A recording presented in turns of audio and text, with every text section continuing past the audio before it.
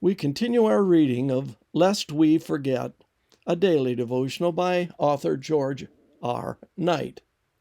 Today's reading, November 8, Adventism on the Move, Part 4. The Pacific Islands. Let them give glory unto the Lord and declare his praise in the islands.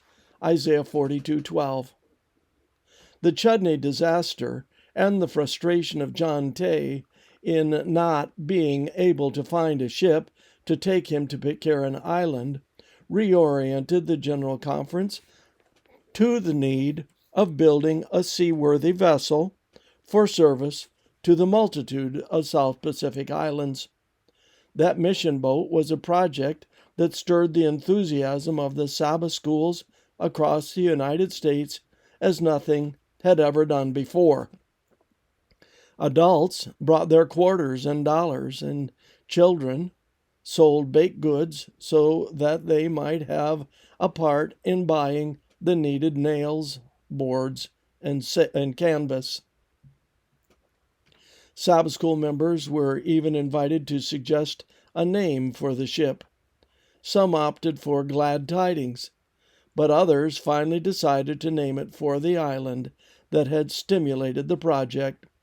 Thus, Adventists christened their first missionary vessel the Pitcairn. In October 1890, the 100-foot, 120-ton, two-masted schooner set sail with a crew of 7 and 3 missionary couples. The first stop, appropriately enough, was Pitcairn Island, where E.H. Gates and A.J. Reed baptized 82 of the islanders and organized a church.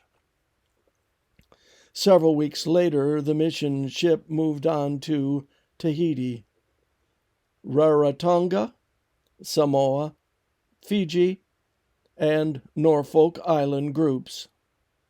At each location, those aboard it held meetings, distributed literature, and awakened interest. After 2 years, the Pitcairn returned to San Francisco, its first voyage a success. But there had been a cost in human lives. John Tay, who had remained to pioneer the Adventist mission in Fiji, died after only 5 months into his work, and Captain J.O. Marsh had passed to his rest while his ship was being refitted in New Zealand. But the work went on. Altogether, the Pitcairn made 6 voyages between 1890 and 1900. At that point, steamship schedules had improved to the extent that the denomination no longer needed its mission boat.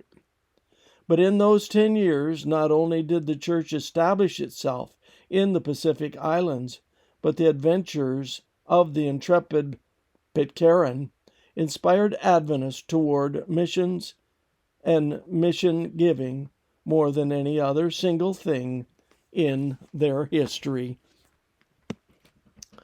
This concludes our reading today of Lest We Forget.